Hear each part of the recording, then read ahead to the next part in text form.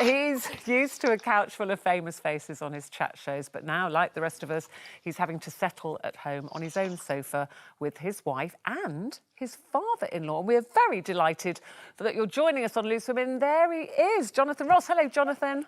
Hello, everyone. Lovely to see you. Lovely to see some different faces. Hey! Yeah. Are you going a bit stir-crazy then? No, I love it, to be honest with you. I know you shouldn't say that, but I kind of, even though I do it professionally, I don't really like hanging out with people. I like hanging out on my own. So, in a way, this is the perfect scenario for me. I mean, you've got a hell of a man cave going on there. I know, it's impressive. And it's impressive and it's depressing in equal measure. It's like this is the outward sign of my mental health, which isn't great. Men do like to collect stuff, don't they, Jonathan? Why do you like collecting stuff? Yes, I'm going to respond quite angrily to that. Yes, we do. What's wrong with it? Well, there's nothing wrong with it, but then I would ask you who's dusting it, who's cleaning it, because we were talking about sharing household chores. How do you and Jane... That's very passive-aggressive of you. I'm doing all my own dusting. I do all my own cleaning. I do my own toilet. I look after all those things. And I do most of that stuff at home as well. Good. Well, we're glad to hear it. But listen, we mentioned Jane there, your lovely wife, Jane. Your kids are all older, so they're not living at home now. But you've got your father-in-law with you. Yes, we do. Yes, we do. Stuart is his name. He's a very lovely old fella. And he's been with us. He's been living with us. He used to live with us half a year because he used to go and stay with friends that he has in India. So he had kind of a great life. He's retired and he'd go and stay out there. He was in India when this began to kind of develop. And we said, you better get back home ASAP. And we put him in isolation. So he stays away from us. And he's in his mid-70s, but also he's had quite a lot of health issues and operations recently. So he's very much in that high-risk category. So we do our best to keep him completely safe. Yeah. So I lock him in at night and I let him out for a little walk and I lock him back in. And you've been cutting his hair, I believe.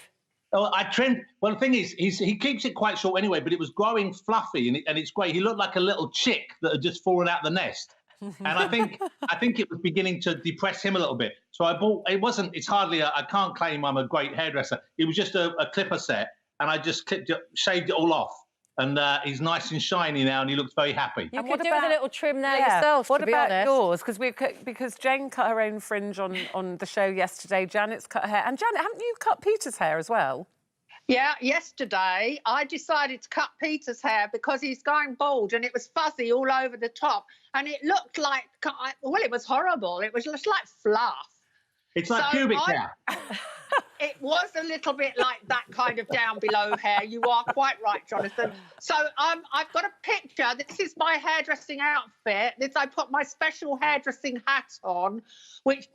Oh, you don't have it. Apparently the technology's gone a bit astray. It's in the ether somewhere. And then I gave Peter, I got the clippers out and went all over his head. And, of course, being a perfectionist, he had to constantly turn and turn. And at the end, he just looked like a boiled egg. Would you let Jane near your hair, Jonathan?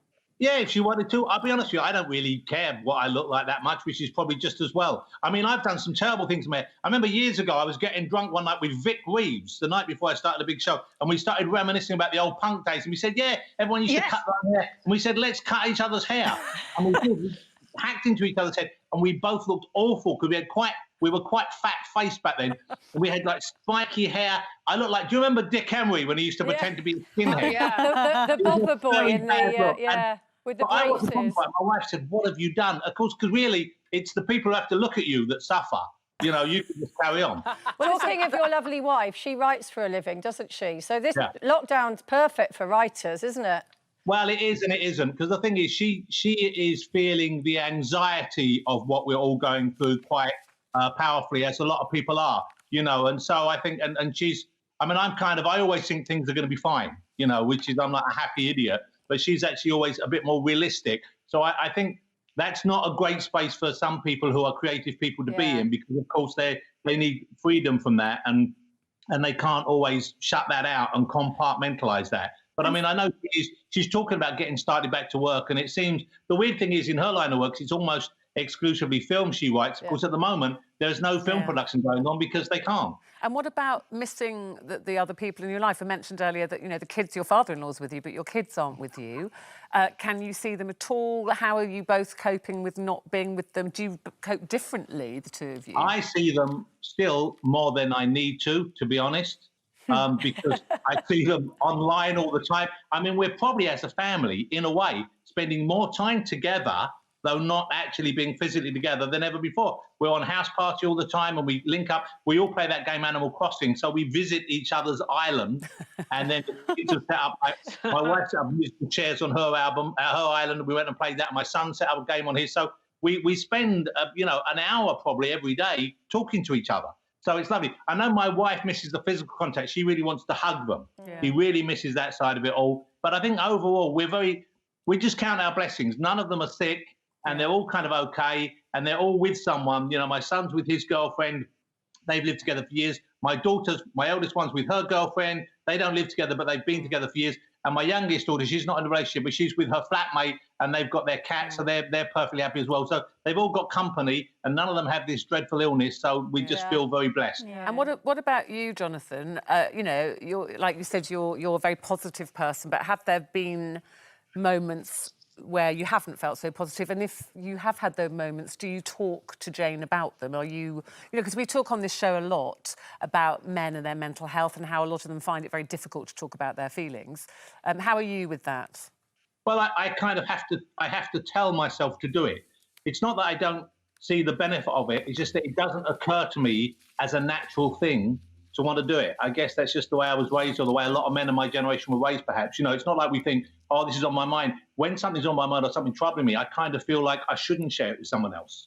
You know, your background, there were 6 of you, weren't there, I think? So your house was pretty much sink or swim, wasn't it?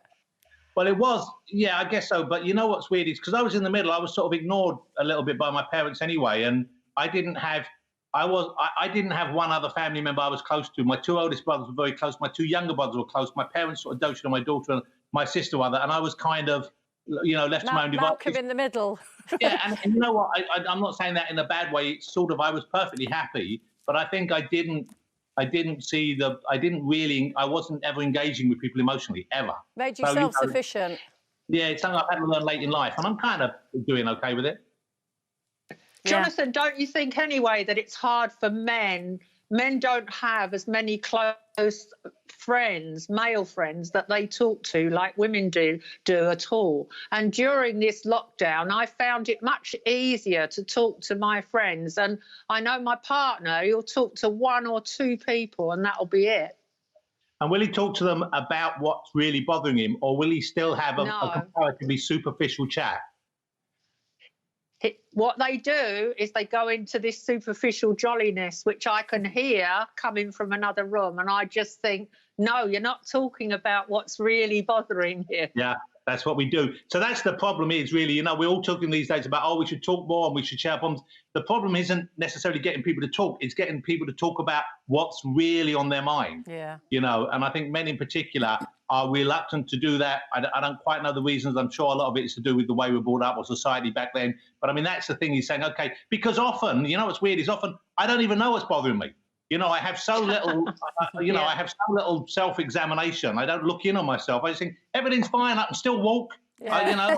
That's why it's for a bit of superficial jolliness occasionally as well, I think. Yeah, and that's why, you know, that's why our campaign, you know, Stand By Your Men, and our mental health campaigns are so important, because it just starts unlocking people, wrong word at this time, but, you know, to say it's okay.